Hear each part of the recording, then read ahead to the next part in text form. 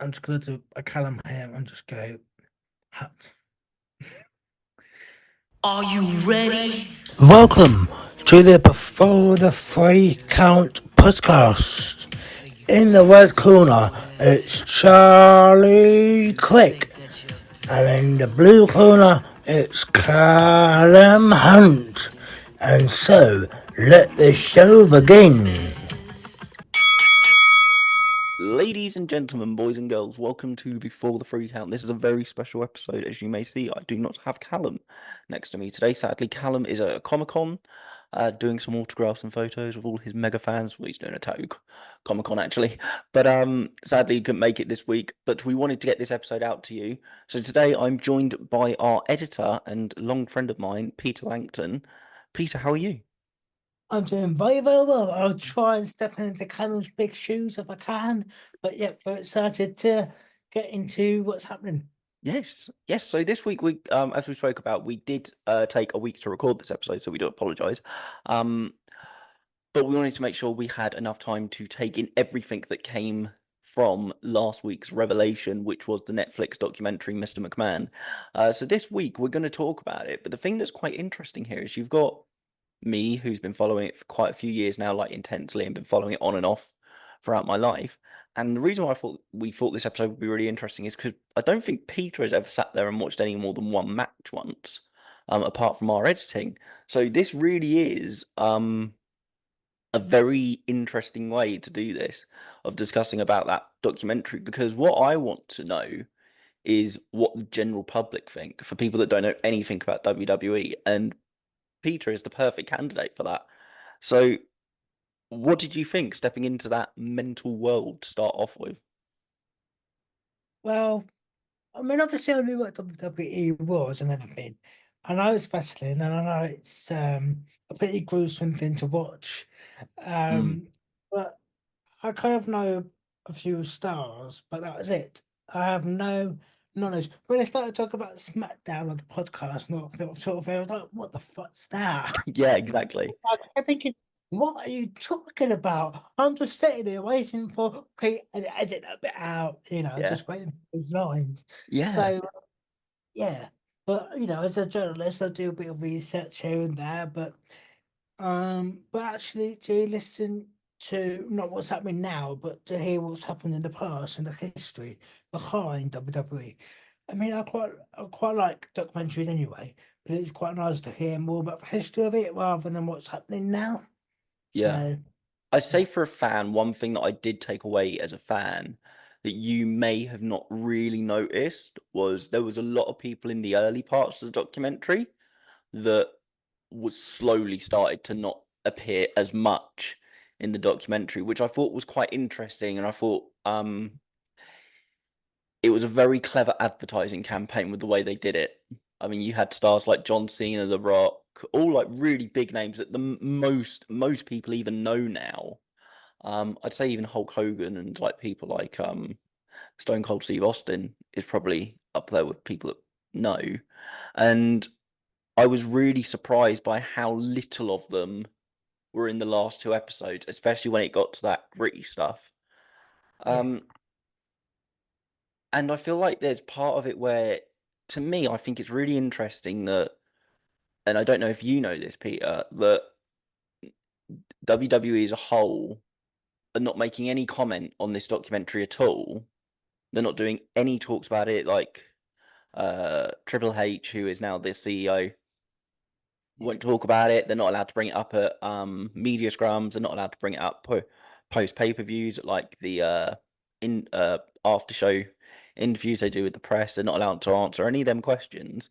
And yet the people that made the documentary was Netflix, and Netflix has had a very full involvement, clearly, with WWE for a lot longer than the last 2 years since this deal has been coming about, as you can tell by the documentary. Because this stuff, apparently, the documentary took over 5 years to film.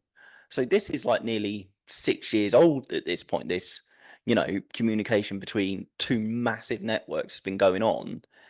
And the thing that I find the most funny is that they've done all of that together, and yet one part of it won't advertise a documentary that's about them to help them get more press, to a company that they are joining in literally 3 months' time. That's the part I don't get, is that I get that there's certain things they can't talk about, but why would you not advertise something that is literally a massive advertisement to show, oh, by the way, all this stuff, yeah, it's going to be on Netflix soon. So it would work both ways if they spoke about it. And I just find it really interesting that one party will not speak about a certain thing, a certain episode or certain documentary show that they've done when they are literally about to chuck everything they own onto the same company. Like, surely you would advertise it to like start getting more people over to Netflix to be ready to watch it, and i.e. get more Netflix average tuners into watching WWE to get them into it when it comes about. That's the part I found the weirdest. That's interesting, but I suppose WWE probably doesn't want to say, "Oh, what's this documentary that we've got a lot of controversial stuff on?" Yeah, what's that? Which I agree with 100%, but it makes me think, then why did you sign off on it in the first place? Yeah, You see what I mean? yeah, but when I was looking at it, there was some text that it said 2021, 2022, and Yeah, even last year. exactly. When That was the point, that's what I'm trying to yes, make the point of, is that yes, on every single episode, they very specifically say in writing, all yeah, these all these interviews was done with permission from Vince McMahon and all others involved up to late 2023 when the accusations started to come out.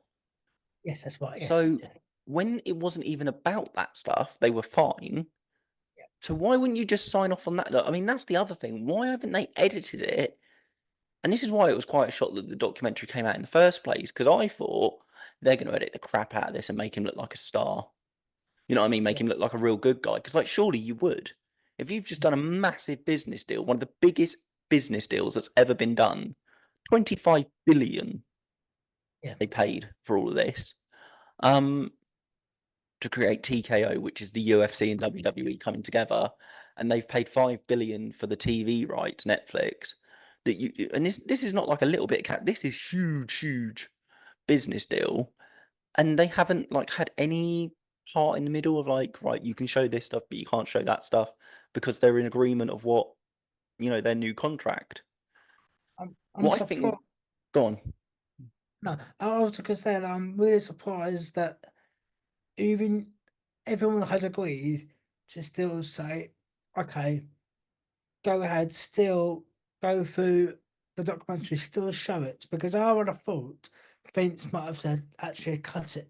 But Well, this, apparently he did. This is the other thing, that apparently he tried even earlier this week. Just putting my phone on silent, sorry. Um, even earlier, late this week, he tried to buy back the documentary from Netflix because he did not want it to be released, which I thought was really interesting. Only and on terms of that, because it is brought up, just to answer your question on that, the whole they don't want anything about Vince to be released. That's 100% true, but that is also because Vince is such a face of the company. But at the same time, as you probably saw in the documentary, even though they said he stepped away in summer of 2022, he basically had nothing to do with it, I'd um, say WrestleMania 38 was the last thing he genuinely had anything to do with. Seriously. And so the other one, thing that surprised me is that you see this path in the documentary, which shows a lot about the relationship between Triple H and Stephanie, who are husband and wife. And there's no mention in the documentary, maybe because it's happened recently and it was already edited and all that. But Stephanie has slowly started to make more appearances and started coming back ever since, hmm, you know, it's all been acquitted, the deal's been done, they've had like this calm time, all that stuff, and it's kind of calmed down. She has started appearing on TV more. Not every time. She's got nothing, there's no official role for her, but I'd say she's appeared on TV 2 or 3 times since, you know, which I think is quite interesting. Yeah, I find that very interesting because given what I've seen on the documentary with Stephanie and taking on the one side of it and Triple H's taking over the creative side of things, yeah, it's quite interesting because I couldn't really. I had to Google this when I was watching it because, as they say in the documentary, it's the blurred lines between Rude to reality. see, and you genuinely didn't know between the wedding bit, did you? Yeah, Yeah, exactly. Yeah, yeah, yeah, and then they were talking about their wedding, yeah, and they did it obviously. Uh, lost Las Vegas, some sort of yeah, uh, as like a storyline at the down the time. road. But and I then the wasn't sure truth whether was real they or were not. actually dating anyway. Yeah. And I mean, the Wow. thing that I found funny was that Vince genuinely wanted to have the actual wedding between the two of them as pay-per-view. And Yes. it never was, Oh, but they actually wanted to. But it kind of just shut to me. Some of the stuff I'd say up to about up to about the fourth episode, most of the stuff that was being said we knew about, but people didn't really care because no one really takes wrestling seriously anyway. And they're going, "Oh, it's story fiction." Like, no, this has actually happened on the outside, and I think this is where general people, are just getting so confused about it. It's like, so was it in the show or was it real? It's like, no. When they say it happened in real life, it happened in real life. yeah. Um, and everything up to about episode 4, I kind of knew. 5 and 6, there was parts of that that really shocked me, and there's still other stuff that comes out. I Yeah. mean, there's an anonymous wrestler that we still don't know about that was paid something like 3 million because of Yeah. sexual misconduct there, and they still don't. We to this day still do not know who that is. I've got an idea in my head, and I'm not going to say it on here. Well, But I think that part of it's really interesting. And one thing that I didn't know, personally didn't know, so I don't know if this was a more well-known thing, was the relationship between Vince and his kids. I knew it was strange, but I never knew it was that weird. And the one thing I felt the most was I felt so sorry for um uh Shane. Shane McMahon. I couldn't think of his name then. Yeah, I felt so sorry for Shane because that guy has given so much. So you've seen some of the stuff he did. And for a lot of the while, from my point of view, it was just he wanted to be like one of the wrestlers, but he was doing it from like, because his dad was related to them. That was it. And there was parts where he just didn't want to be involved anymore. I didn't know that it was because Vince just would not trust him. And the thing is, I look back at some of the things that we've found out in that documentary, like the UFC thing, which I think is so ironic now that them two companies are together, could have saved them a lot of money. And made them a huge amount of money down the road. And two, that he didn't want to hand over the business because he didn't trust him. But one thing I would say on the kids' side of it is, mark my words, within the next 5 years, both of them will be back involved in that company. Because there's no way that they've put that in there. And with Steph slowly starting to have a bit, right, fair enough, her husband's the creative control, but again, he wouldn't have that position if it wasn't for her, and she wouldn't have that position if it wasn't for her dad is. You take all them things into account, there's no way that she's not going to be involved in some way. No. And Shane on that matter as well. No, I'm like, I feel sorry for both of them Yeah. because it's definitely to be kind of forced into being a wrestler, into being one of the characters, and And extremely sexualized. very Like, there's sort of points where, like, I was going, yeah, but that was okay at the time. Not that I think it's okay now, it's not. But there was certain parts where I was going, like, yeah, but that's how the 90s was. You know what I mean? You yes, hear them stories, and they yeah, were. And I'm not defending any of it. It's just, it is true. Times have changed. Things are different. You can't go back and have a go at people for doing things that were looked as okay. I'm not saying they were, but they yes, was exactly. in that time. Okay, it's the exact same thing with comedy. Certain things you can't say anymore. You could at the time, but you can't now, and that's where I stand on that. But when you think about it on a mental side of it, that you take it down to the core that that's his daughter, and he was telling her to do these things. Yeah. That's where it gets weird, especially with some of the storylines that got denied. I knew about that one, by the way. So Yeah. I don't know if you had any questions on that. The one about Stephanie being pregnant and Vince being the father, which is really fucking weird. Yeah. I knew about that. I think most fans knew about that. That was quite a known storyline that was pushed aside. Why she wouldn't talk about it on that documentary, I don't know, because she has openly spoken about it in interviews before. Yeah. Thank God it got cut before they actually did anything with it. Oh god, yeah. Thank God. But the one thing I'm still kind of miffed about is the whole Linda in the wheelchair and getting off with Trish. That's still just Yeah. image in my mind. Yeah. I mean, But at the probably same what I can time, say, but that was one of the ones where I thought that was really, really weird at the time. It was a good yeah, storyline. It was very clever, but it kind of shows the way the mentality of the production side of it works. Because if you think about it, because you've done film, okay? So let's think about it in like that kind of thing. If it was a storyline and it was an actor whose other wife was an actor and it was a genuine script sent to them and it was another up and coming Hollywood star that they were putting in that place, they would have to be professional. And I think at that time, they were being incredibly smart with the audience. You know what I mean? They were all under, they were all yeah, happy with it. Like some of the things even Linda was suggesting. But for that one, I think that was just incredibly clever. Like knowing your audience, knowing how far you can go. You know what I yeah, mean? yeah. So I think we'll go through episode by episode, isn't it? Yeah. Going from episode Yeah. one. Okay. So on episode 1, you kind of like find out about that was one thing that really annoyed me on the documentary, and you will see this on my little reactions that we're gonna trail throughout this episode, by the way. One of the things that really, really annoyed me at the beginning was they were showing they were showing footage from the first WrestleMania with when they're going, Mr. T's involved and Cyndi Lauper's now starting to get involved. That wasn't two separate things. It genuinely wasn't.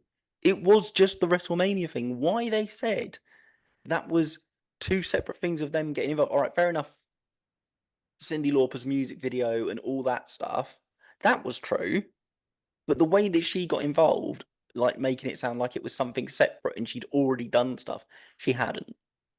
From what I'm aware of, it was Mania that started to get her involved. And it was the same thing with Mr. T. And it was the same thing with Mike Tyson.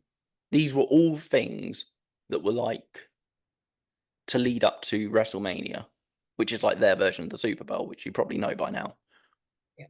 But that was really bugging me at the time. I was like, because they were showing all this footage. I'm like, why aren't they saying that from Mania? I'm surprised they're not. And then in episode 2, they started speaking about it. I was like, why are you just re-showing footage? It's not like you couldn't have just made this all one part of one segment. You know what I mean? Well, I'm not a fan, so I don't care. Probably would have noticed anyway. So Yeah. So what did yeah, you think going into like so when you found out like the beginning bit and you found out like, I mean, this is the thing that I've always said is that Vince is an idiot, is absolutely mental, and I think he should be locked up after finding out all the stuff we have found out. I'm never ever gonna back him up in any way whatsoever. yeah. Now, I mean, I used to a tiny, tiny bit, but I didn't know the full details of the stuff like I do now. One thing I will say about him though, no matter what he's done, he's probably one of the most clever businessmen there will ever be. Think about it. He went from working for his dad's company, buying it off him for $1 million, selling his stock and building it up to be over $1 billion company to then selling it for 24 billion. I mean, you can't like not say that's genius business. Yeah, from a business point of view, great. Yeah. Other than, Oh no. no, 100%, 100%. I mean, I was going to say it sounds a bit like Donald Trump almost. Well, that was the thing. Is I'd never really thought about it because that came up in episode 3. Was Yeah.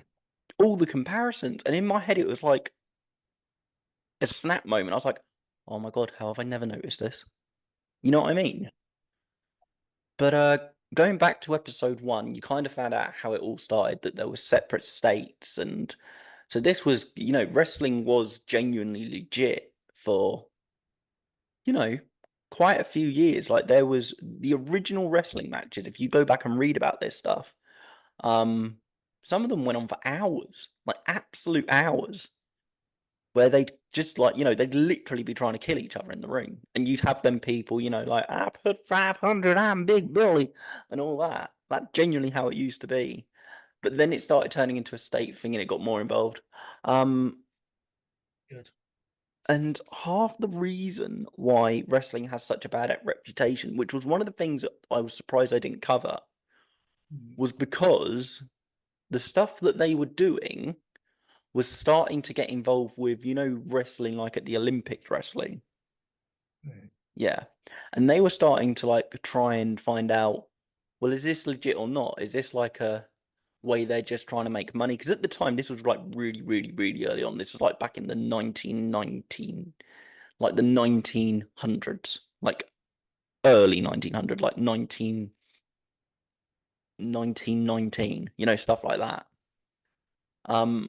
And they were genuinely trying to work that stuff out. And it was, I didn't even know this thing existed until I read about it. There's apparently an actual board of sports legislations for every single type of sport in the world to prove that it is a legitimate, fair play sport and there's nothing going on. The reason why wrestling's got such a bad representation is because the actual group or corporate group that it was went to go and speak to every single person involved within that one sport at the time, and they worked out it wasn't a fair competition thing, and that's how wrestling got such a bad name, because it's the only sport that technically isn't a fair game, but it is in certain parts, like in American wrestling in like high schools and the Olympic side, but the other side isn't. Storylines. Yeah, so what did you think of all that? I just thought people were just wrestling.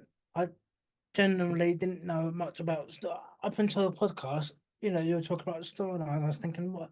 It sounds a bit like EastEnders and some sort of Yeah, storyline. that's the thing though. It's like it kind of is. I mean, I Yeah. think the way one person put it perfectly was, and he was in the documentary, you might remember this name, was a guy called Paul Heyman, who's been involved for years. And he's probably one of the greatest ways of describing it. It's like, so like last weekend, you had that fight between AJ and whoever it was that won. Yes. You wouldn't just tune into a fight to watch Mike and Stevie up the road have a fight for no random reason, would you? There's no interest in it. But with that fight, let me do it this way, okay? AJ has been known as a person that was one of the best in the world and he was on top of the world, and now he's trying to make a comeback. And everyone's hoping for the good guy to come back. And now you've got this other guy who's built himself up and slowly started to make a name for himself, and people are starting to go, maybe he'd be able to beat AJ. Nah, he wouldn't be able to beat AJ. But what if he could? Nah, that'd never happen. But what if they put them two in the ring together and you could actually find out which one was better? And plus Yeah. the fact he's spoken down about AJ. All less dangerous. The guy's a dangerous man. Yeah, but AJ, he's come back and said even worse. Well, of course he would, He's the guy with the belt. But what if he knocked him out? Nah. Yeah, but what if he does? Nah, it would never happen. But if I put that fight on and I made it happen, would you pay to watch that to see if really can AJ really stand up to someone they're saying is better than him? Yeah, maybe I would. And that's literally entertainment for you. It's summed up like that. You have a good guy, you have a bad guy. Boxing is becoming so much more like wrestling, people are not realizing. Like the Yeah. bits where they're doing after the show, where they're starting to actually get in the ring and take the mics and stuff like that, they're taking all of that off wrestling. You know, if you think about it in a legitimate way, if someone was having a fight up the street, you wouldn't be interested. But if there was some kind of context to it and it made you ask a question in your head, do you really think that that person could hold themselves against that guy and then put a bit more story behind it? Putting more questions in your head? That's how it works. Yeah. Think about it. Why would anyone else pay to watch it? Well, I just thought people just get really hyped up before the show and then they'll just go up and fight. I mean, I wasn't. Well, okay, I probably didn't mention this in any of the videos that I did, but I won. Was it just Vince coming up with all the storylines? Because I don't remember, I don't recall anything. You might be able to correct me on this.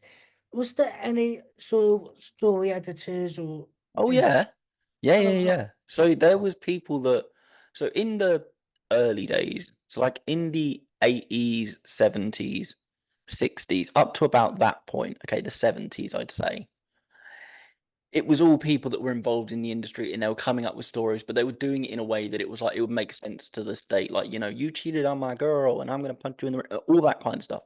It was only when they started really thinking about like what they could do yeah, when they put them on the telly was if you give these people a bit of a backstory, a reason why to cheer them on, that stuff started happening. And the best example I'd say for that is go and watch Monday Night Wars, like the documentary. Go and watch that because half the stuff in that is true and the other half was part of the story. So the thing early on, I think they mentioned it was you remember they were saying about the other company when they were fighting against them, WCW? Yeah, so there's a documentary series that's all about that, and they go through every storyline and what genuinely was happening business wise on this. They mentioned a guy in the documentary called Lex Luger, you may remember, and he turned up on that show. Okay, yes, like that genuinely happened. That wasn't a story. Vince didn't realize his contract had come to an end the night before on Sunday night. He hadn't signed a new contract. Monday, he just walks in there. He's already signed a contract, but he was said by he was told by somebody.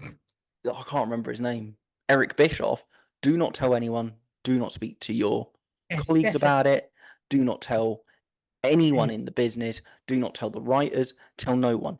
I'm going to send a car to you, you're going to jump in it, they're going to get you out the car and you're going to walk in the building and it's going to be live on TV. They genuinely had no clue. And the same thing with the NWO. They still owned them names, but the thing that was genius was what Razor Ramon did is go in the ring, not say his name, but he genuinely went, you know who I am, but you yeah, don't know why I'm here. yes, And it that technically was real, because they didn't. You know what I mean? Mm. And this is where the story parts of it really start building up.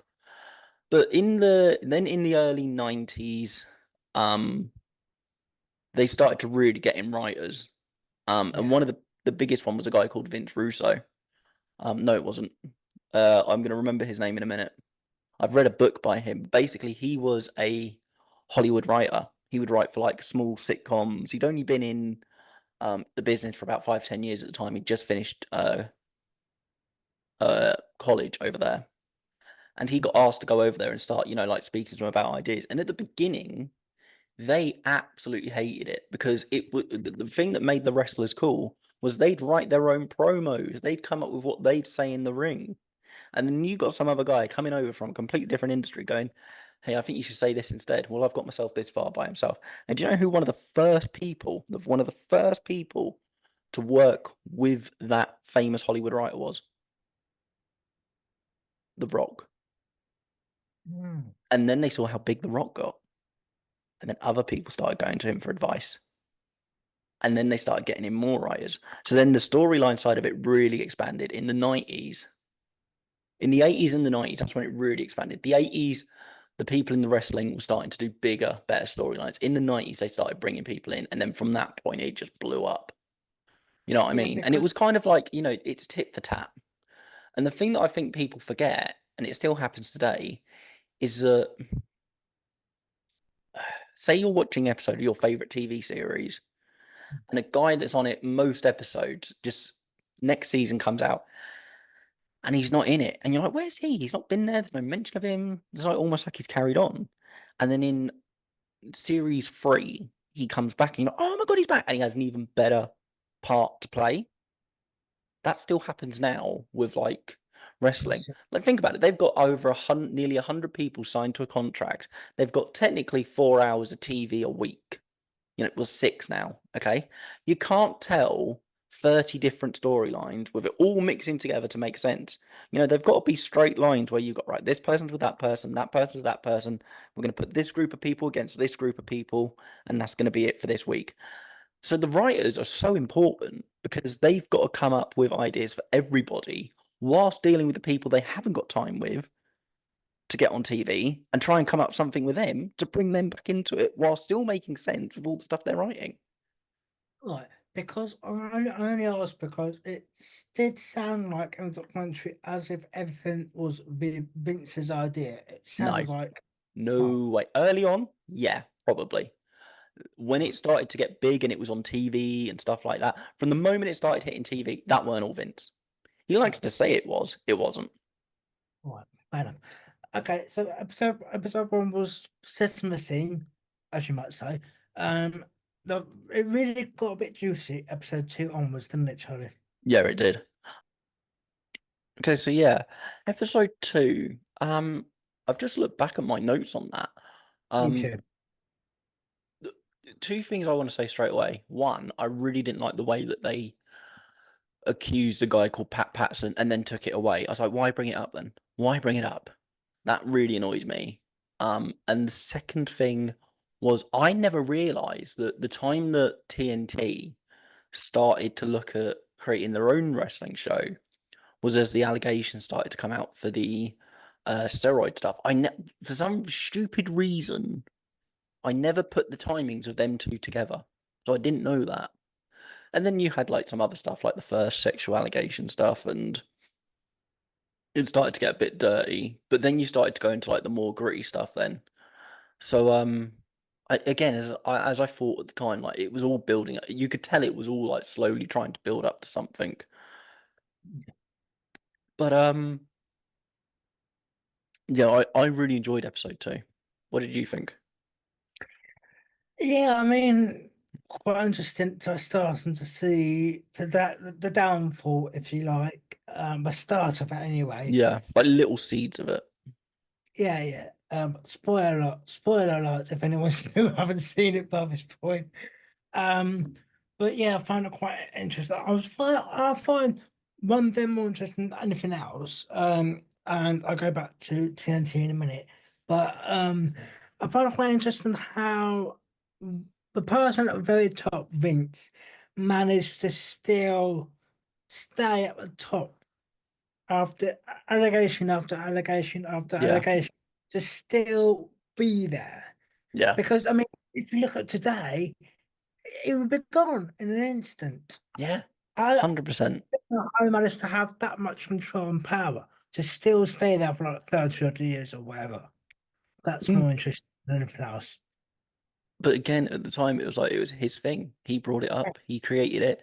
The amount of people that were working for him, even at that stage, he had thousands of people working for him. You know. Yeah, there was no Skype back in those days. You couldn't pause it and take a note of it and No. send it to the newspapers. No. When it happened, and we just move on to the Yeah. next one. It's Yeah. mad. Well, when they started talking about TNT, I was thinking, obviously, now we've got TNT Sport and everything else. Yeah. Well, they got involved early. Now TNT's been going for ages in America. It's just where BT kind of got taken over by them earlier this year. So, I recognise that from somewhere. I was my footy on them. Yeah, where's my pub? Where's Gallagher? Yeah. Where's Crouch? So yeah, that's But the allegation after allegation, oh Jesus Christ, that wouldn't stand. No way. But then it was the thing back then, wasn't it? Yeah. Yeah. So that's episode 2, done and dusted. One thing I was going to ask you was that I know we're talking a lot about the whole Vince thing, which we will continue to do because, you know, that's what the whole documentary was catered around. But at the same time, for me, I kind of found it more of like a documentary just about WWE in general. Well, most stuff that I knew, some bits I didn't, and you know, other bits we'll go over in a minute. But as someone that's never watched it, was there anything like you thought, oh, that'd be quite interesting to go back and watch? Was there anyone that really stood out for you that made you think that would have caught my attention at the time, in terms of like, you know, the stuff they were doing on TV? Certain characters, certain storylines. Was there anything that made you think that was probably really cool to watch, you know, or anything like that?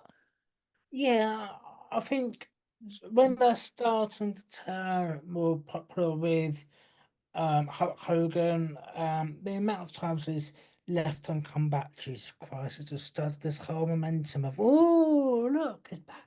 Yeah. And then, Oh, believe me. Yeah, we know. and then, and then when, and then we had all these other big, so you need, when people start, I feel sorry for Hulk Hogan in some way because when he left, it was starting to get a bit old, he couldn't take it anymore. And then you had this fat guy, I can't remember his name at the moment, but he needed back surgery to be able to compete again. Oh, Andre the Giant. Andre the Giant, yeah. And that was a And genuine person with a genuine condition and I and all was, that. Yeah. yeah, I I was mean, the really, thing was, is a lot of people like, people say, oh, I've never seen wrestling in my life. There's absolutely no way in hell there is anyone that grew up in that time that did not know about WrestleMania 3. There's no way. It's not possible. You had Mike Tyson involved. You had, was it Mike Tyson in that one? Was it someone else?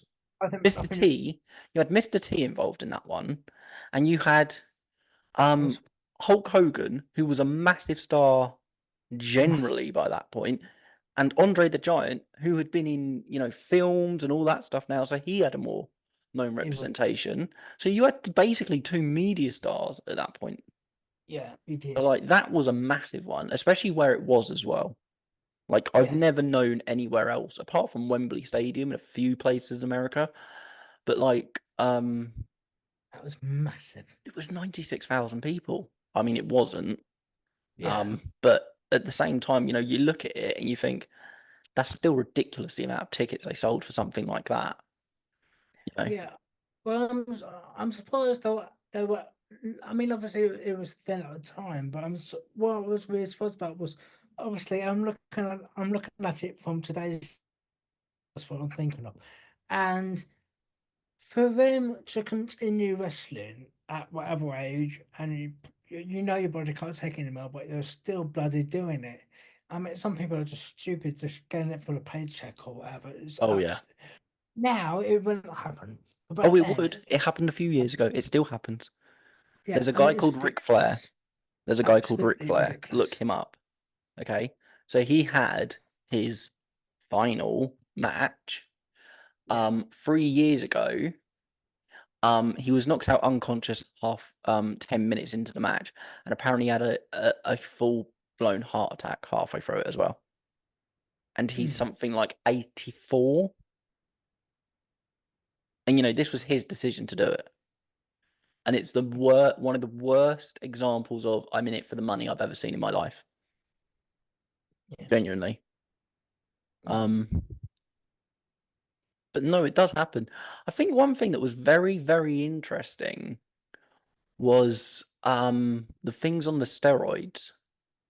Oh, Those yeah. that did and those that That was didn't, and the ones that lasted longer in the industry because of it.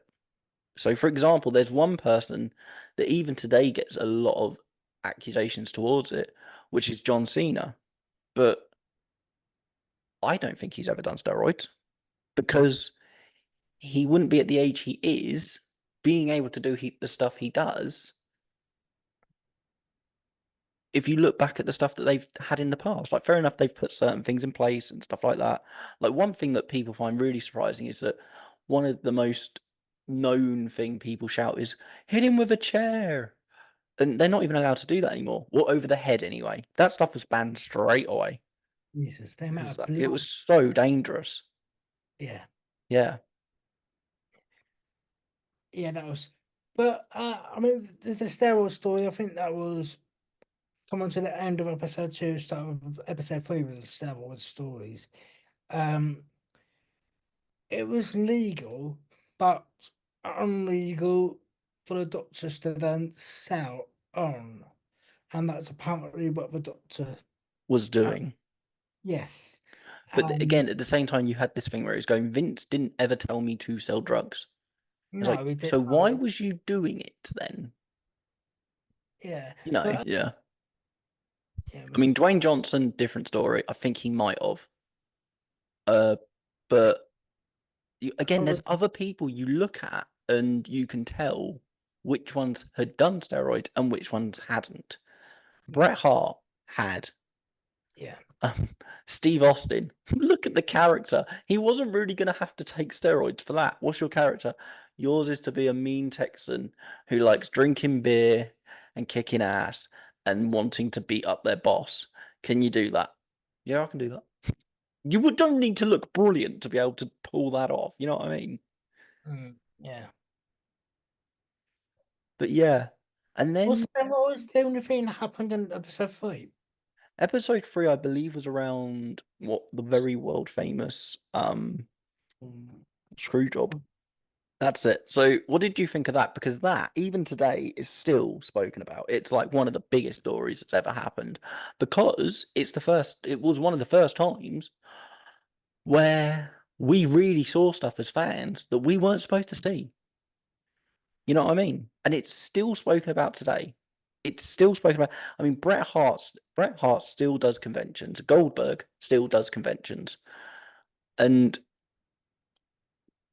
Shawn Michael is now very high up in there.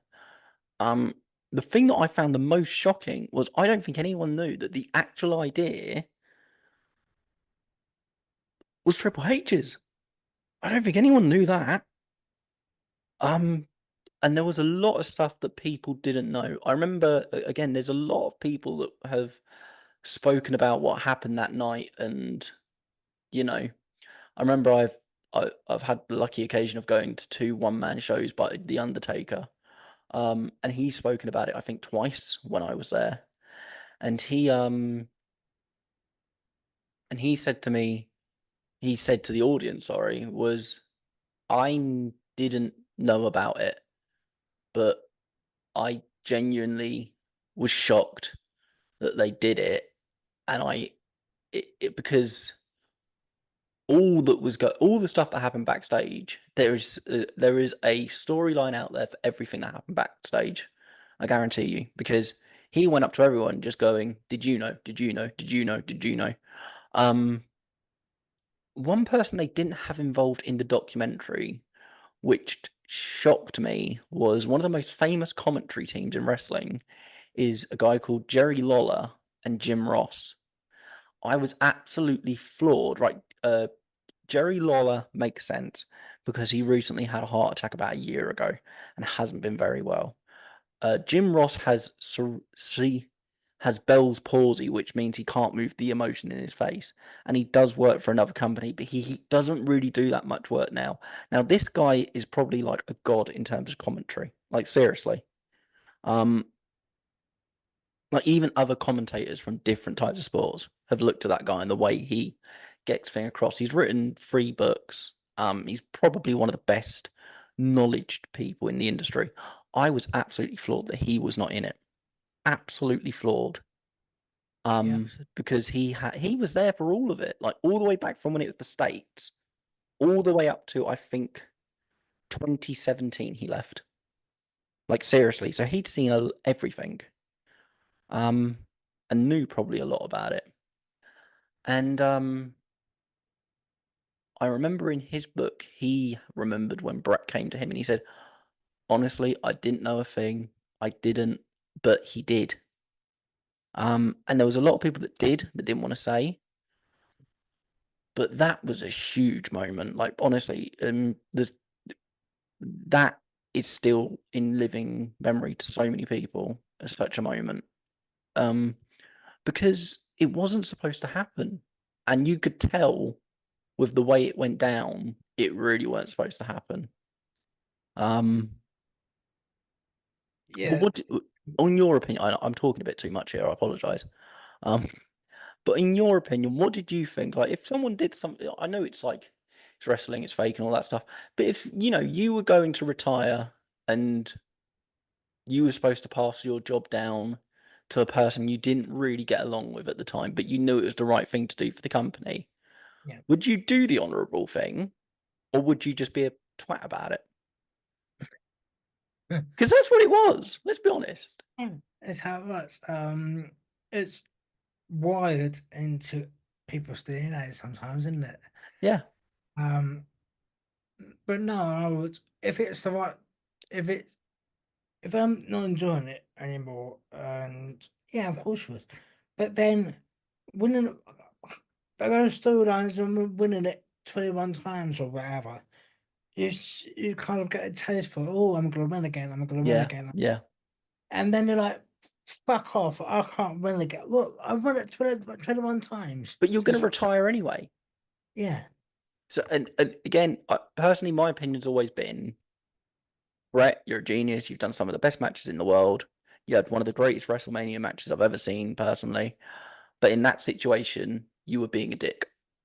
And that's genuinely, I've always thought that is right. Fair enough, you don't get along with someone, but if it's the right thing to do and you know you can't hand the belt back, because all it came down to is he was happy to do it, but every single, what's the right word? Fine. It's not time. Sorry, you're gonna have to edit this. I thought I might have to.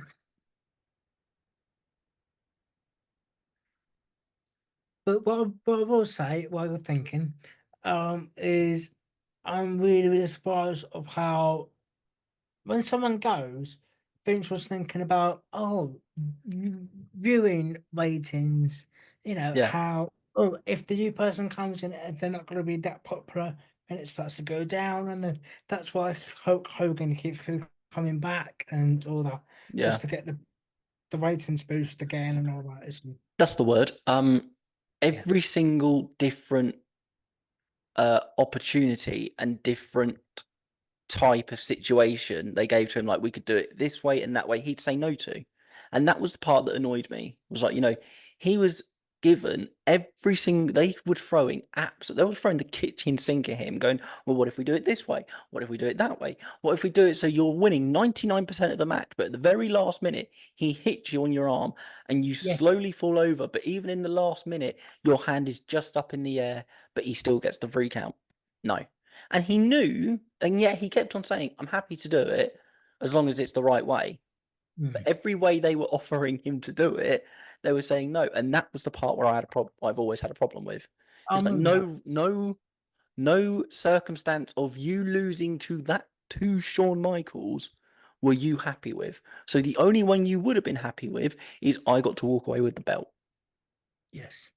Simple. Yeah, Which he wasn't going to do because he knew he couldn't because he's going to a different company. But he was being that moronic about it that, idiotic. just, yeah, you know what I mean? Just let it go. You know it's the right thing to do. Stop being a dick. And that's what I've always looked at it at. So then you go on to episode 4. This is episode 3. What else happened in episode 3? Attitude Era. Yeah, that was kind of my opinion. I know we're going to edit that stuff in, but that was my kind of opinion on it, was that, like, he knew it was the right thing to do, but at the end of the day, you kind of got a sense in the end he was never going to do it, No.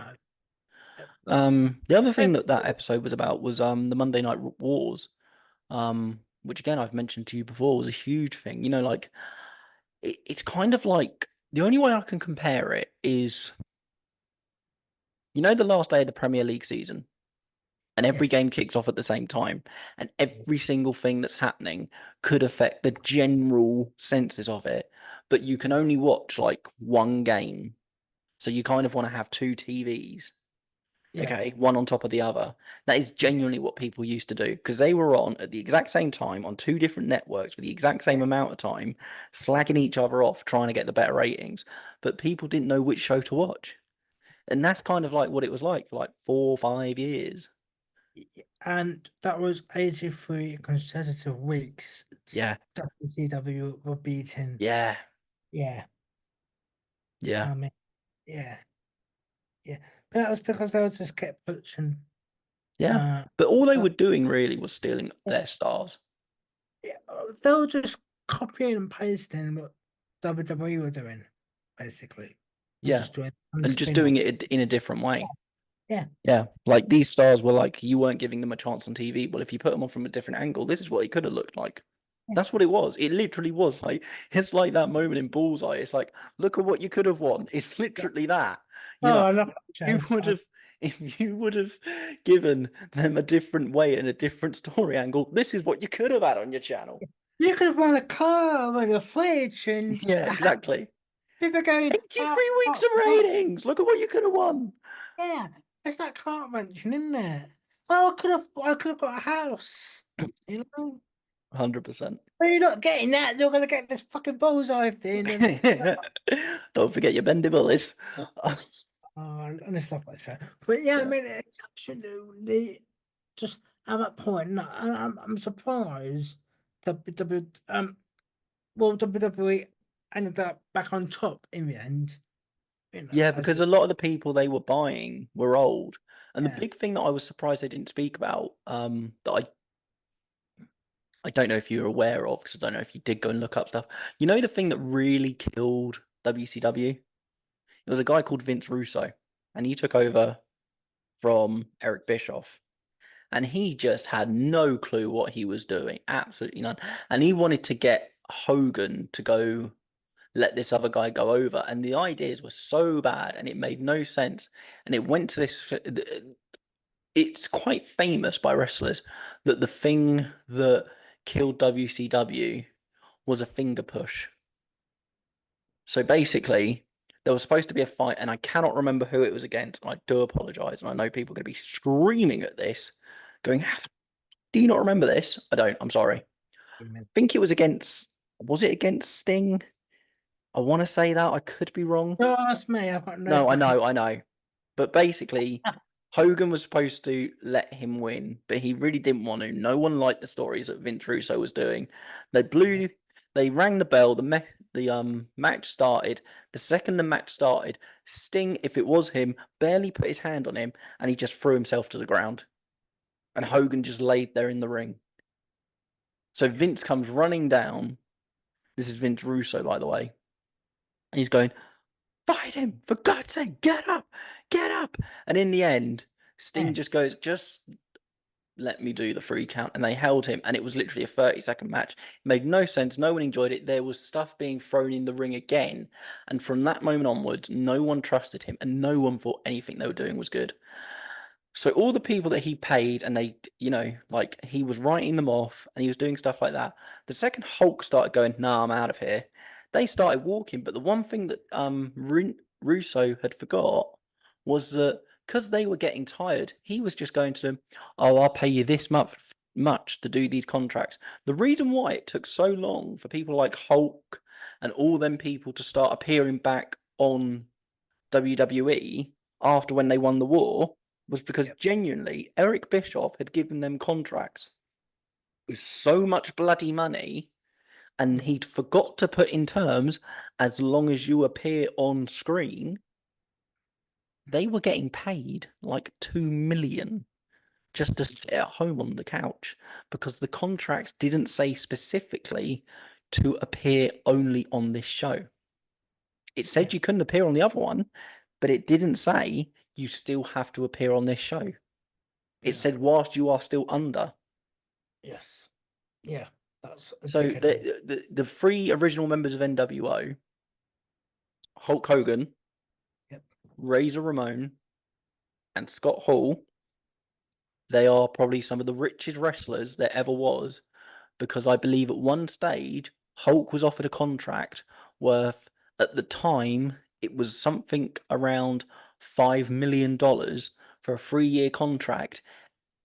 Uh, Vince Russo took over.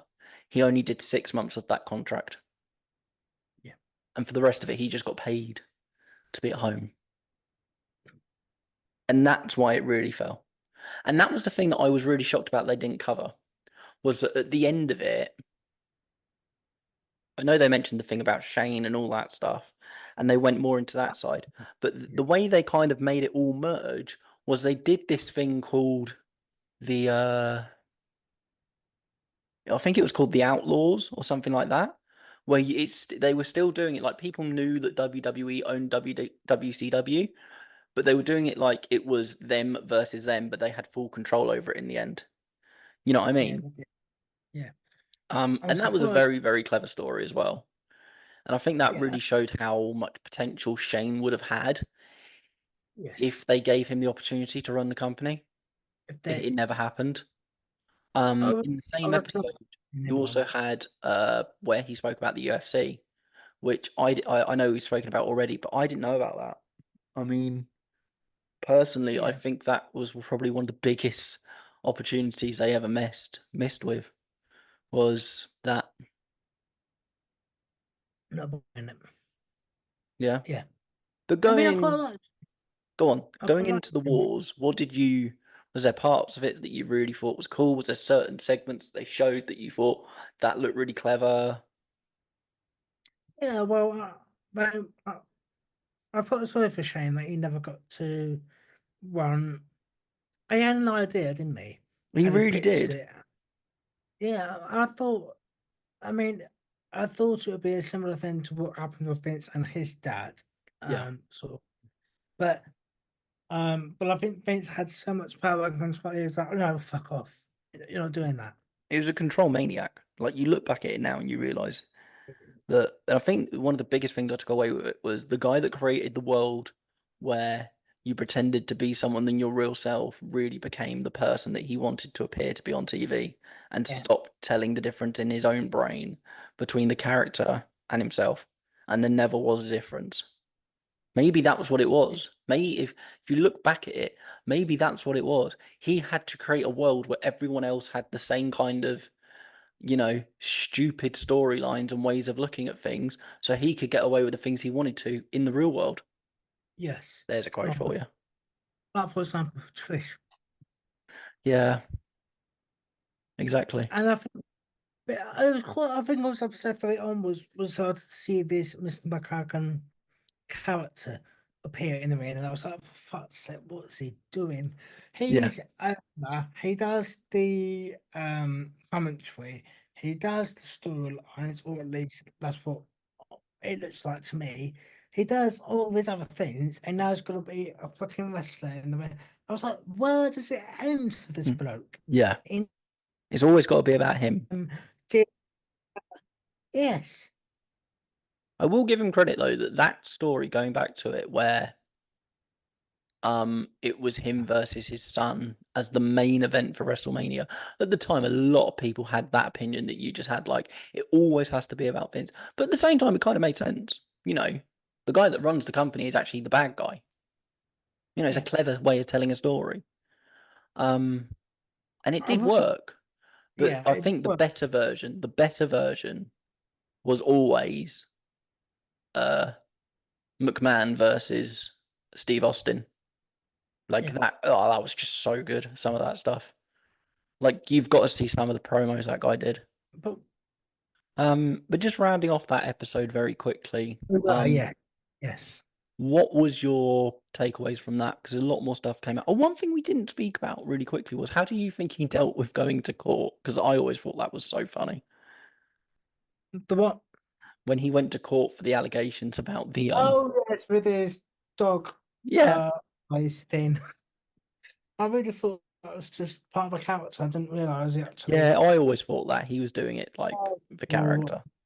Yeah, it looked a bit unusual with that. But that was about the steroids, wasn't it? Yeah. About Vince never said we should take them. It was the wrestlers themselves and Hulk actually backing him up on that, even though he moved to WCW and all that. Yeah. um 12 week hearing. I think it was quite interesting. But again, the Star Wars thing still came up in the press afterwards, so I think okay. But yeah, it was kind of a groundbreaking thing, wasn't it, to make Yeah. sure that they had the necessary staff and practices in place, and I think that's what started the whole change of you can't slap women anymore and you can't do this storyline or whatever. I Yeah. think that much kick-started everything else, which was a very good thing. You know, we're now living in this sort of woke The PC woke world. era. Yeah, that's what we're calling now. The woke Yeah, era. the Attitude Era and then the woke era. Yeah, Yes. exactly. So that was awesome. And then the other two things that were brought up on that one was, of course, we spoke about it briefly a minute ago, was the sexism back in the day, which we don't agree with. But, again, as we said, it was what it was. Not saying we agree with it. It just, that's how it was back then. So it shouldn't have been acceptable, but it was. Okay. And then the two other ones, the major ones, I'm really interested to hear your side of. Was, of course, Owen Hart's tragic death, and That the was episode 5. that was episode 5. I apologise. I thought it was episode 4. Well, I mean, but episode 5 covered most of the up to the upcoming Yeah, era now. and then you had of course, Chris Benoit uh, part as well, which I always find very hard to talk about. But go on, I'll let you open on this one. What did you think of that Yeah. episode? Um, Owen Hart, I mean, they should never have carried on with that show. 100%. Night. Um, I think I mentioned it on my preview as well, but never should have carried on.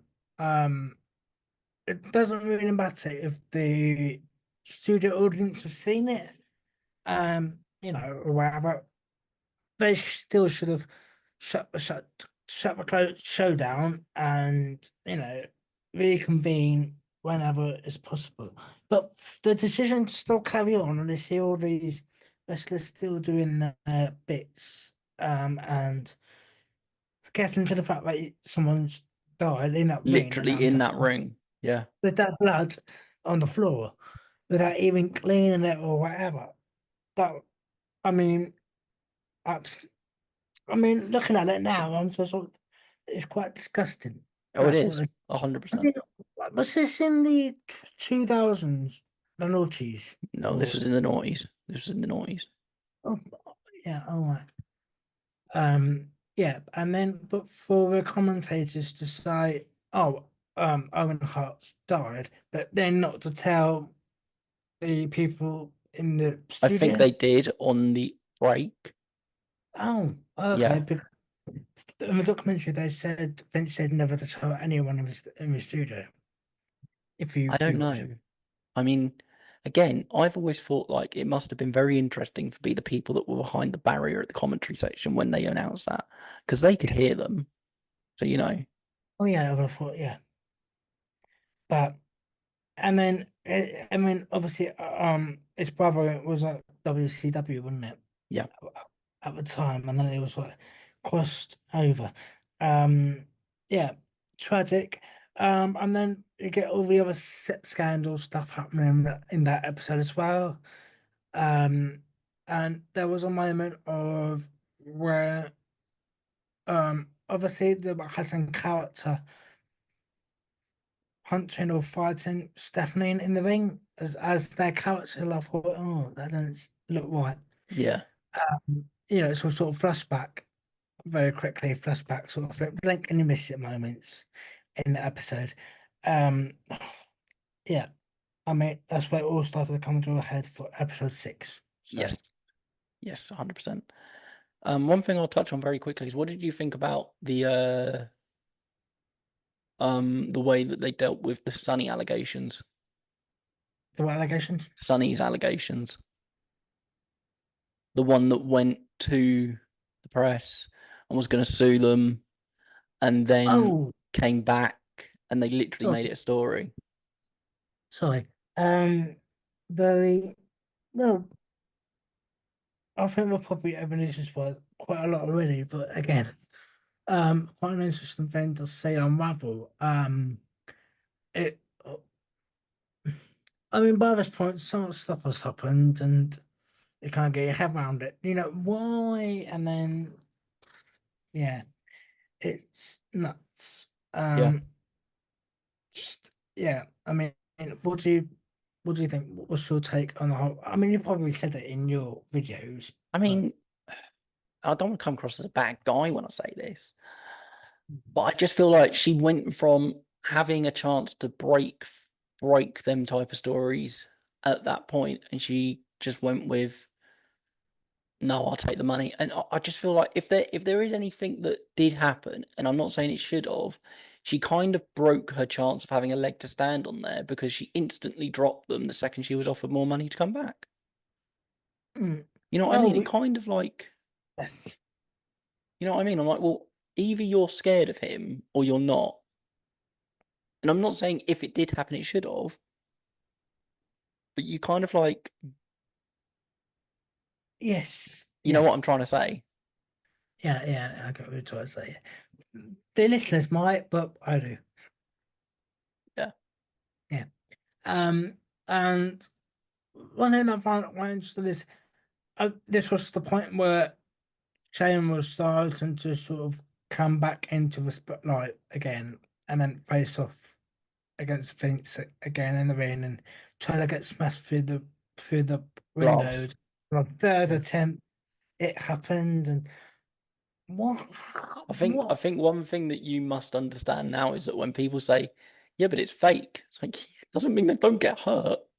When you see some of the stuff they've done, it Yeah, does make you like when you really realize it and you actually see it, you're like, "Oh, okay, yeah, all right, yeah."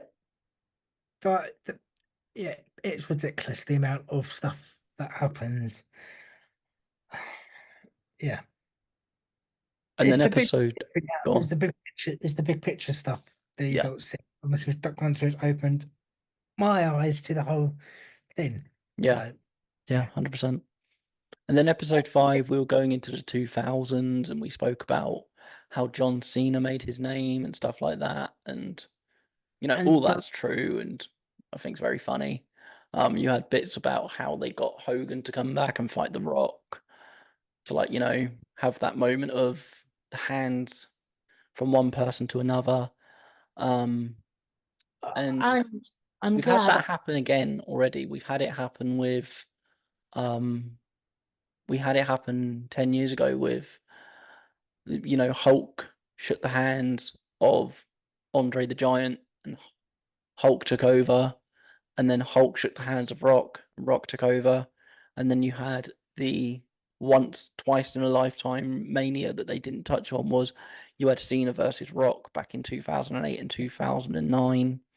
And then this generation, by the looks of it, next year is going to be The Rock versus Roman Reigns, who he doesn't have the title anymore, but he's kind of been the person that's carried the torch on since John Cena. But instead of having John Cena do it, they're actually going to have The Rock because he's related to him. They're It's, cousins. it's going to be put at 2025, Yeah, yeah, basically. And I just say I know nothing about this. no. Um, But the other thing um, they touched on, but the one thing that I do, they didn't aesthetically make a point of it, but I'm glad they started doing gender only yes, wrestling, because obviously back then with Stephanie and it's her dad and this character, they were just doing it freestyle, but to have separate, it's yeah, great, it's good. it's so much better. Yeah, and the stuff that like some of the women can do now is probably better than some of the And boys. I quite enjoyed the Donald Trump bit that Yeah, they showed, that was funny at the time, especially it's when you quite, looked at the comparisons and stuff like that. I think that and was one of my first exposures to wrestling was oh, actually the Donald Trump Vince thing was one of the yeah, promos they everyone knows did. Donald Trump is, Yeah. so One of the yes, promos they did on, I think it was on a Raw building up to that was yeah, one night someone could win a signed photo of Vince McMahon, like yeah, all done up if you text in this number, and it cut to a video and it was Donald Trump on a big screen going, "You think you're all this?" And I'm not going to try and do an impression of Trump, yeah. but basically But he had like nearly 20 grand fall onto Yeah. the audience in $100 notes. That was my first exposure to wrestling, because I just woke up one morning on my way to primary school, and I flicked on the TV, and it was when they were replaying it on Sky One early in the morning, and that was the first time I ever saw it. I was like, oh, Mm. that's pretty cool. And yeah, and then also in that episode, I think they started trying to do in American football. Yes, that was a bad thing. I was gonna try and get past that, but yeah. I mean, I can imagine it, but that was so fucking weird. I thought, it's just gonna try and get into Every sport, yeah. I mean, that it worked for a couple of nights, but after that, no. And I'm glad he stopped it. I'm glad he didn't Yeah. try to go forward like he did with all his other projects. So I'm glad they stopped that because Yeah. it just didn't fucking work at all. It looked a bit ugly as well. But it was like, all the stuff that anything that someone did outside of wrestling that was known for being in wrestling, his brain was going, well, we can do that as well. It's like, Rock's gone and done a few films. Well, let's have our own films then, film entertainment company, and start making movies like The Marine and all that. And oh god. yeah. And then you Anyway. had like Netflix and Love Video have their own streaming service. Well, let's have our own streaming service and all that. You know. Let's call it Peacock. Yeah. Yeah. And then going to the other part in episode 5 was about Chris Benoit. Yes. What did you think of that? Because the thing is that is such a major story if you think about it in terms of crime. But not a lot of people know about it. You know, apparently he had taken too many hits to the head, stuff like that. Some of the wrestlers agree with them, some of them don't. I mean, Oh, yes. personally, I think it's a mix of both, in my opinion. I don't think it helped, No. but at the same time, I've not known any other wrestler to go home and murder their family. No, I mean, when you have the chair props and the amount of slam and the amount of jumping off the corner or jumping off the ring to smash into a table or whatever, that's why I just think this is just too much. This is just madness.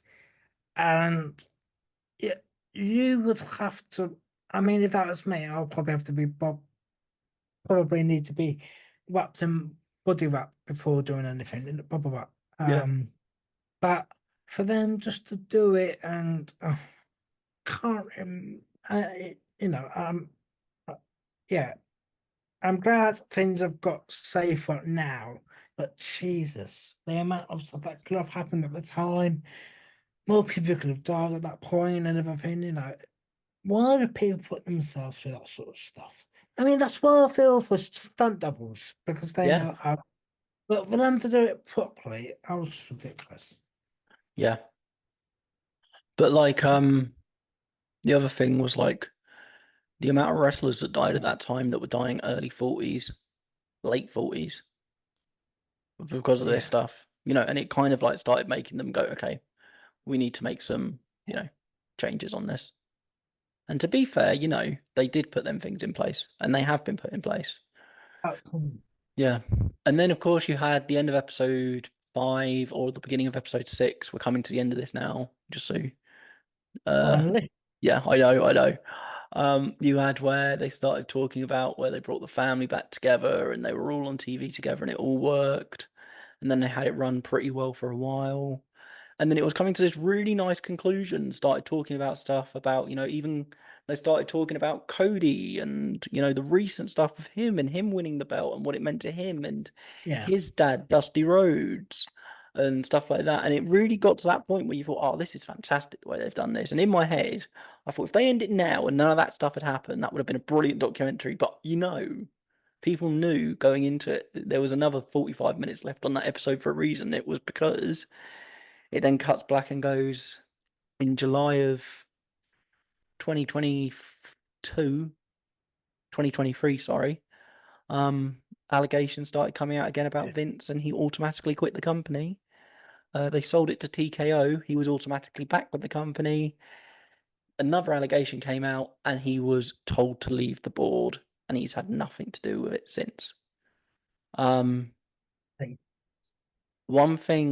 question I'd like to open up with on this one is I always thought it was very interesting that when TKO took over, Vince was back on the board, but Stephanie stood down.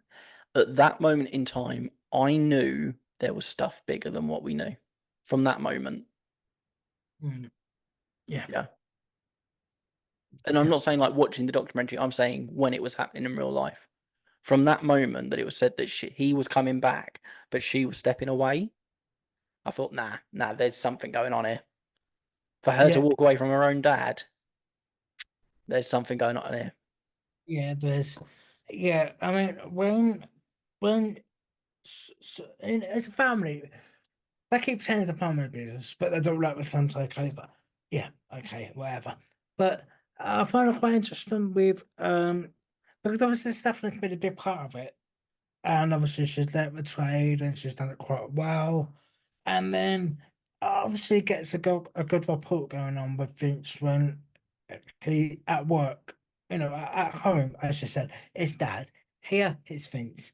Yeah. And when she took a step back when Vince came, I thought there's something going on here because there has a great relationship from what we know of anyway, in the company. Something's not right there. Yeah. And then obviously Vince cut off all the interviews after the allegations happened with the Netflix documentary. You know, When one we- thing that I genuinely think happened? Seriously. Yeah, go on. Conspiracy theorist, go on. No, I'm not fear. It's not necessarily the theory kind of thing. I know what you mean. I genuinely think that Vince in his head, at that point when they were selling it, was still in denial and thought he could get away with it. And therefore his daughter was trying to warn him and go, you're not going to, you're going to ruin the entire representation here if you're not careful. And I think he was still in denial that he'd get away with it. And I think that's why she left. Because she knew she'd never get through to him. I'm not saying that's true. We don't know what happened really, but that's what I personally think happened, was that he was still in denial at that point that he was going to get away with it. And technically, put yourself in his brain for a second, he's got away with everything else up to that stage. I mean, he still managed to still be at the top by that point. So he thought, I'm going to be a bit like Donald Trump really at the moment with all that happening and still leading the polls before. Yeah, but the difference is that Trump could come back, Peter. This guy will not. Especially with like all the corporate people involved now, there's no chance of it. And again, going back to what I said at the beginning of us talking about this, I find it really weird that you have these two major corporate companies. You have WWE, well, technically TKO and Netflix have made this massive partnership. And this whole thing could have been a massive advertising thing for both of them. You know what I mean? Here's the history on stuff that's coming.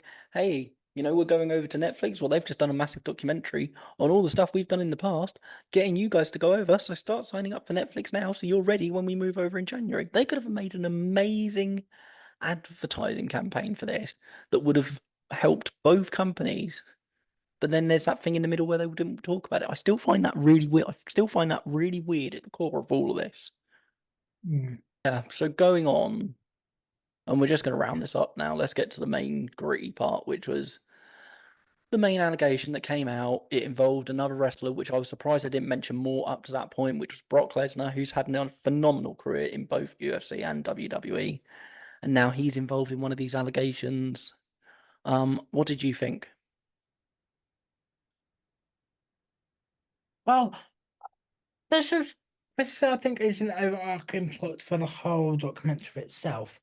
But I wonder if those allegations hadn't appeared, or if those allegations haven't been done in the first place, what this documentary might have looked like without those. Yeah, 100%. Yeah, so for the last 5 years, these interviews have been going on as if it's to talk about WWE and the past and whatever. And for it to suddenly, with allegations, and for it to have that spin of a documentary to talk about around the allegations, if those allegations hadn't appeared last year, and for Vince to stop interviewing him, if those allegations haven't happened, how a documentary might have shaped out. That's the bit I'm quite interested in more than anything else. What if the allegations weren't there? What would documentary might have looked like? So yeah, going off what you said, it's all very interesting. I mean, like one of the things that again, we don't know the full story of what really happened. We still kind of don't after all of this and all the stuff that's come out. The thing I was thinking about then was when you were talking about it, and I didn't really think about it this way until you said it, was Hmm. we technically won't find out what's going to happen until next year. And the reason why I say that is because one part that they mentioned was that how much they've had involved in politics now, and the I don't know if you're aware of this, but one thing that I know Vince is praying for is that if Trump gets back in power, he's acquitting him from all allegations. Linda was on his what do you call it? Cabinet. Board? Sorry? Cabinet. Cabinet. Cabinet, yeah. As one of the business people, like having nothing else to do with it. So I'd kind of say that, if Trump gets back in, which is such a weird way to end talking about this, but if Donald Trump got back into office by the end of this year, all of this is going to be blown away. The question I've got to you, though, is the two things that could happen here. If Trump acquitted him of the allegations, one, do you think he will go back to WWE and they let him back in? And two, if it went the other way and it went to trial, I think that is when this documentary is going to really blow up in ratings because people will want to watch it knowing what this trial is about. It's going to be one of those Netflix big stars. Yeah. Um, Yeah. but I mean, what do you think? I mean, if those allegations hadn't have come up or never happened in the first place, what this documentary might have been about in the first place? It would have been about Vince. It would have been about WWE, which it technically still all is. I mean, one thing that I have noticed a lot of people say online is that people really did think a lot more was going to come out than it did. There was a few things that did come out, but the main meat to this thing in that last episode about the recent allegations, most of the stuff we knew. If you go and read it, you did. And general public maybe they didn't, but most of the stuff they spoke about was stuff that had already been revealed. So again, it was kind of like I do think they overhyped the documentary in a way because they made it out that we were going to find out stuff that we didn't know as the general public and fans anyway. But as fans, there was a lot that we already knew, and to me, it kind of did just come across as a general documentary for WWE, which was centered around Vince, which we kind of already knew it was going to be before all the allegations came out. So to answer your question, I don't think it would have been that much different. No. Genuinely. No. I think the stuff about the steroids would still be in there. I think the stuff about Owen Hart would still be in there, edited slightly. I also think that the stuff about the screw job would 100% be in there because there's documentaries on all of this stuff that was made by WWE. And the reason why people were so interested in this documentary was because it will be the first time that another production company has genuinely been able to say stuff without any involvement with Vince. So therefore, it's not the way he wants people to see him. And yet, I kind of feel like it would have still been the same in some parts. But again, going back to what I said at the beginning, he was trying to buy the documentary back even earlier as this week. And it didn't, Yeah. Steph Rogen wasn't mentioned or shown at all. Is he part of the? Seth Rogen. Yeah. Do you mean the guy? Because I thought he was the guy that did the podcast. Do you mean the guy that runs UFC? Okay. All right, yeah, see, different then. But didn't they buy it? Didn't they try and Yeah, get yeah, that? yeah, yeah, yeah. That's what TKO is. So TKO owned Extreme Fighting Entertainment. Yes. So it stands for total knockout something.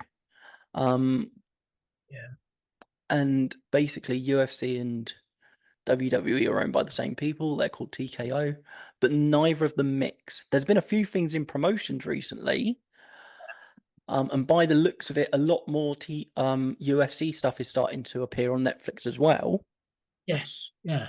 Uh, Um, yeah. but I don't think we're ever going to see, UFC versus WWE because they are completely different things. You know what I Okay. mean? I think the interesting part is if you think about it, if he would have let Shane buy it, what that industry would look like now. I think that's one of the biggest things I've taken away from this is, oh my God, this could have looked so much different if he would have just opened his eyes. Yeah, but I was surprised Shane kind of needs his dad's approval. I don't think Shane just go out and buy it anyway off his But own he didn't have back. the money. That's the thing. Okay. So he wants that as a birthday present then, You know basically. what I mean? Yeah. Fair enough. Because if he wasn't going to give him, I think the way he was looking at it is, if you're not going to give me the business that you brought off your dad, let me go and buy a business myself. All right. Okay. Yeah. I'll quit. Yeah. I'll get it. Final Okay. thoughts on the whole thing, Pete, as we wrap this Anyway, up. yes. Yeah, very interesting. Yeah. Obviously, I knew nothing about it, but I feel a lot more knowledgeable now. I mean, but obviously, at certain points, I had to Google stuff just to check. But yeah, it was quite interesting, and I wouldn't mind going to a match now with all Yeah. the safety. Would you tune into a pay-per-view to see what's going on? Would you tune into an episode of Monday Night Raw to see what it's really like? Probably would. Probably would. Yeah. I'll probably end up throwing up other side of blood, but No, yeah. 100%. I think that one thing this documentary will do is it will bring a lot more interest into the business, which I think is what they were trying to do. But I just felt like if they worked a bit more together, they could have made huge money off this. You know what I mean? Working together, promoting both businesses. And my final thoughts on the whole thing is he's a slimy guy. He thought he was like basically invincible. He could get away with anything. But they always say that time catches up with everyone Out in the end. and karma will come. And by the Yeah. looks of it, even after this 2-hour episode of the podcast and the 6 episodes we got, there's still more for this story to come, which is one of the biggest things I've taken away from. Will they do it as a sequel series? I don't know. That's one thing I would be interested in. Once the You trial know, starts, do you think they would? I think there'll be some sort of podcast or some sort of side story to this, Yeah. but I don't think it'll be 6 straight No. hours. No. It's almost like the Making the Murderer thing. Make it First out one to set it up brilliantly, and then the second one, the second it started, it was like, this isn't as good as we thought it was going to be. yeah, it's a bit like Back to the Future. So How dare you? All 3 of them are class. Oh, it's like Home Alone. yes, there you go. That's a better example. Or Star Wars. Perfect Yeah, example. sorry, yes. Yeah. Home Alone. Oh, It's a bit shit. yeah. But yeah. And on that, we will wrap things up. Peter, thank you so much for your time, and commentary and Hopefully your I'll be back. So and your opinions on this. I'm really happy we did this and we had it more as like an open conversation of like, you asked me questions, I asked you what you thought of a general fan. And I really, really want to emphasize with people listening to this that I think that this genuinely could be a chance for people that have friends that take the mick out of them and go, oh, you watch wrestling, whatever. Tell them about this documentary, go and make them watch it. And I think that we've proven in this conversation of 2 people that have known each other for ages yeah. and don't have the same thing in common, but there was an opportunity here to have this type of conversation and get you into it in that way. Yeah. I think that's the thing that could be taken away from this the most, is that this will, if someone really says, but it's all fake, would you be interested in looking into it though? Yeah, I'll give it a go and show them this documentary. I think this is the thing that could really open people's eyes and go, actually, no, yeah, there was quite a lot of bits in that I enjoyed. Yeah, and the good thing about watching it through fresh eyes is I ask you a question, you're like, oh, I've not seen it in this way before. Yeah. Seeing it from perspective. Yeah. Yeah, like 100%. for example, if relegations hadn't happened, but the documentary might have looked like, oh, yeah, sort of thing. Yeah. So But yeah. no. Peter, thank you so much again for joining us. Thank you for listening, everybody. We're hoping next week we will be back. I just want to give a little warning that next week there will be another episode again. So you'll be listening to that episode around about the 8th